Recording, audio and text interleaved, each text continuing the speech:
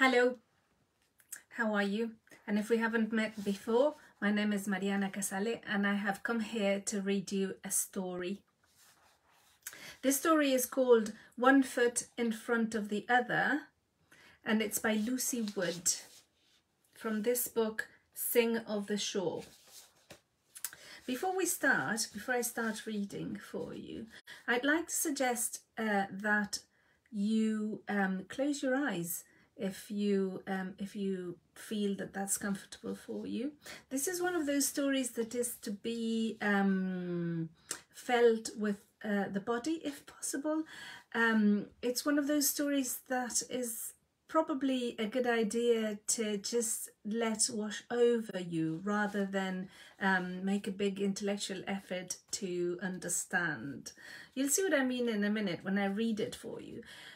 But if you feel comfortable closing your eyes or lowering your gaze so that you have no distractions in the room and you can visualize what is being said, you'll see what I mean. And I also suggest that you observe yourself, that you watch yourself react as you hear the words in this story. And that you also watch the questions emerge. Just look at the questions that emerge as you listen to the story. What is it that you want to know more of? What is it that you're wondering? What is it that perplexes you? Just watch, observe as if you were sitting on the side and see what comes up. And after I finish reading the story, do let me know in the comments how that has gone for you. One Foot in Front of the Other by Lucy Wood. She walks down the track and climbs the first gate. Her legs ache. They are heavy as wet bales. She's been walking for a long time, although she can't remember how long exactly. Her jeans are soaked to the knees. There's a bramble hooked on the back of her shirt and another around her foot. Her grey hair is damp, brittle, and there's a moth caught in it. There's a scratch along the bottom of her jaw. She climbs the first gate. She's been walking for a long time. She doesn't have anything with her unless you count the brambles or the moth. She walks over the field, which is bare and dewy. The barley has just been cut back to stubble. It's early and the air is wet. Damp gusts blow in like smoke before the fire's not got going properly. It will be hot later. The sun will break through and parch everything. She walks faster. A gunshot goes off in the distance. All she wants to do is get back. There is the constant sound of hammering from somewhere, and chainsaws and the terrible screech of an angle grinder. She crosses the field and comes to the next gate. There are cows standing on the other side of it. She stops for a moment in the churned, hoofy mud. The tree next to her is bent at the hips, staring at the ground. There's a line of ants down there carrying a green dragonfly.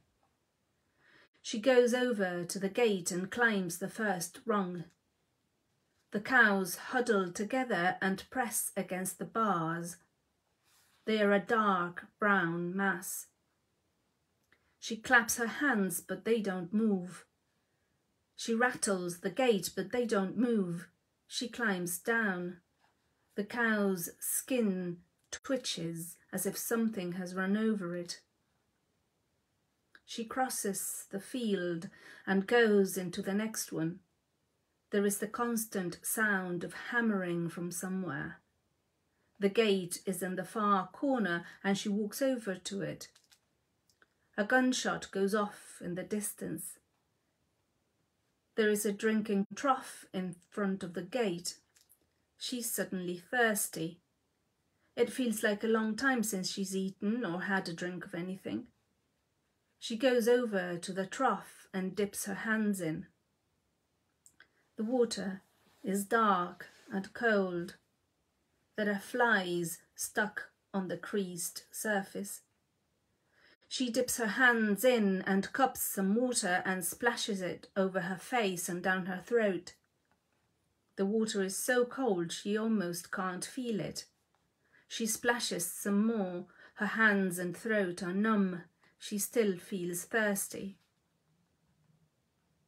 When she looks up, there's a herd in front of her, pressing against the other side of the gate. They are pressed silently, tensely, as if they are waiting for something.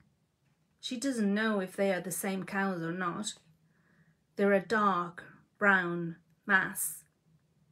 A cow leans its head over the top bar and rubs its jaw along the metal.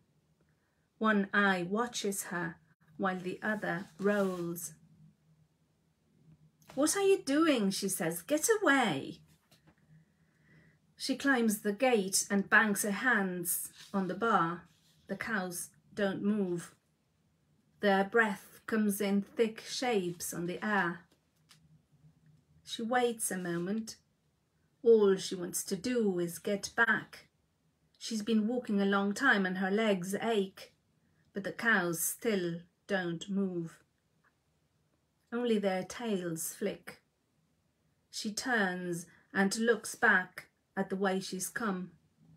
There is a chainsaw somewhere and the terrible screech of an angle grinder. The gates through the fields are the quickest way of crossing down. She remembers that much, even though she hasn't been back for a long time. Otherwise, she'd have to loop right up to the main road, hike along for a few miles, then come down that way. She doesn't want to go up the main road. What she needs to do is cross the fields, get onto the lane, aim for the slope, then cut across the trees from there. She follows the edge of the field until she finds a gap in the hedge. She pushes through it. Brambles catch at her clothes. The sleeve of her shirt tears. She gets a scratch across the wrist. Finally, she is out in the lane. The lane is narrow and stony. The nettles on the banks are taller than her, and there's cow parsley with stems as thick as fingers. She keeps going. Her legs ache and her hair is damp. The potholes are filled with oily water. A jackdaw is splayed on the ground. There's a low noise ahead, but she keeps going. The nettles thicken on either side and she's brushing past them with both shoulders.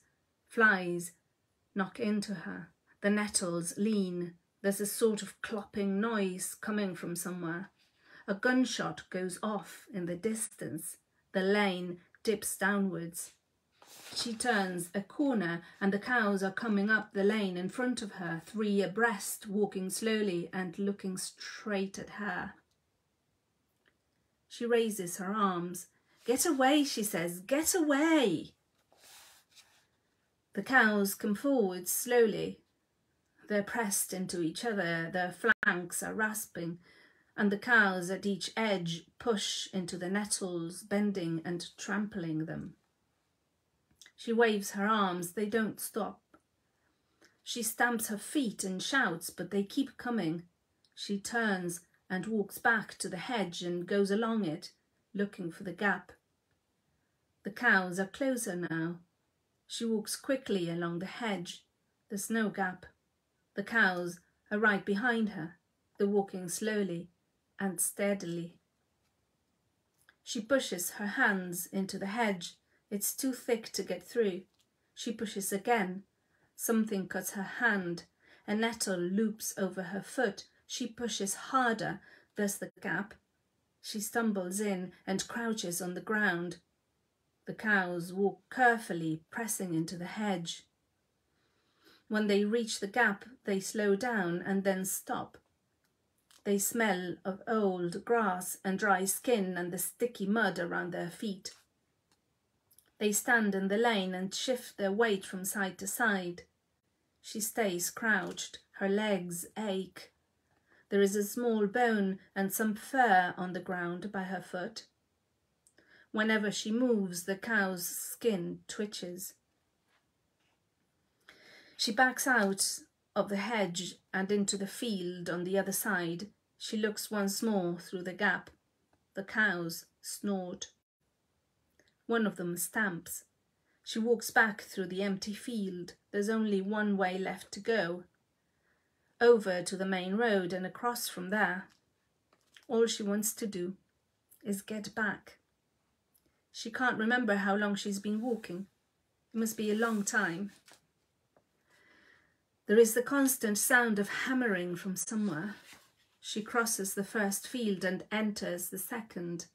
A gunshot goes off in the distance. The field has long wet grass that sticks to her legs. It tangles and in clumps and trips her up. It's tough and doesn't snap across her boots. She keeps going. There isn't far to go. She can't remember exactly, but surely there isn't far to go. The next field is wide and open, and more land, more fields stretch in front of her, strung with telegraph poles and bending trees. The road is in the distance. It thrums with tractors and brewery lorries and lorries delivering frozen food. They flash on the horizon, red, blue, red, blue. They seem very far away. The gate she needs is ahead in the opposite corner of the field. There is a sound of a chainsaw somewhere. She starts to cross the field. As soon as she starts crossing, she sees the cows. They're on the far side, walking towards the gate. She walks faster. The cows seem to quicken their pace. She keeps walking. The cows will reach the gate first. She knows it. They are closer than she is. She walks faster. The cows are in a line. Now they're in a group, pushing against each other. Her legs ache. She doesn't want to run, but she starts running. The cows start running. All she sees is the gate. The cows' hooves strike at the ground. A gunshot goes off in the distance. The cows' bodies send out a wave of heat, and it is behind her as she runs. She stumbles in the mud. Her foot sticks. She gets to the gate. Her foot is on the rung. She slips. A cow thuds against the gate and it shakes on its hinges. She slips again. Then she is up and over and on the other side. She doesn't turn around until she's almost across the field. All she wants to do is get back. Then she makes herself turn. The cows have gone. The fields are empty all around her. Below there is a dark line of trees. She hobbles down, mud on her legs, grass on her legs, brambles hooked to the back of her shirt. A crow circles.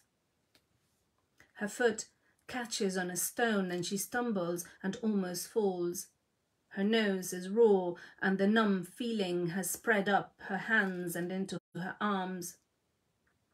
The mist is pushing in thicker now, dropping down so that everything is swayed up to knee height. She can't see the ground or her feet. Her feet are very cold. There is the constant sound of hammering from somewhere, and chainsaws, and the terrible screech of an angle grinder. She makes her way down the slope and towards the trees. Once she's on the other side of the trees, she will almost be back. There is a sound ahead of her, and at first she thinks it must be her boots hitting the stones in the grass. She keeps going. The crow is still circling. A gunshot goes off in the distance. The first cow comes up the slope towards her. There are two more behind it. They come in ones and twos, slowly, with their heads down, pushing closer. The whole herd is there, coming up the slope about 20 yards ahead, wading through the mist and spreading out in a semicircle around her. She stops. The fields are dark and empty for miles in all directions. The cows don't run, they don't stamp, they just press slowly forwards. She stays where she is. Her legs ache. She's been walking for a long time. She can't remember how long exactly. All she wants to do is get back. There is a constant sound of hammering from somewhere. She takes a step backwards and then another until she's up the slope and across the field, one slow step at a time. The cows don't move. She doesn't take her eyes off them. Their tails flick. The breath comes out in thick shapes on the air. She reaches the gate. She climbs back over it. What she needs to do is circle around another way. She needs to go back to the first field and start again. She needs to climb the gate and then the next one, and then she will be back. She hasn't been back for a long time. She can't remember how long exactly. She crosses into the first field. The nettles along the edges are taller than she is. She doesn't have anything with her unless you count the brambles or the moth on her hair. The field is bare and dewy. The barley has just been cut back to stubble. It will be very hot later. The sun will break through and parch everything. She walks faster. She sees the gate. There is a terrible sound of an angle grinder somewhere. Damp gusts blow in like smoke before the fires got going properly. That was One Foot in Front of the Other by Lucy Wood. I'd really, really love to know how you experienced this text. What was it like? What questions did emerge? What images could you visualize as you heard the words? Do let me know in the comments. I'd really like to know. And thank you very much for listening, and see you next time.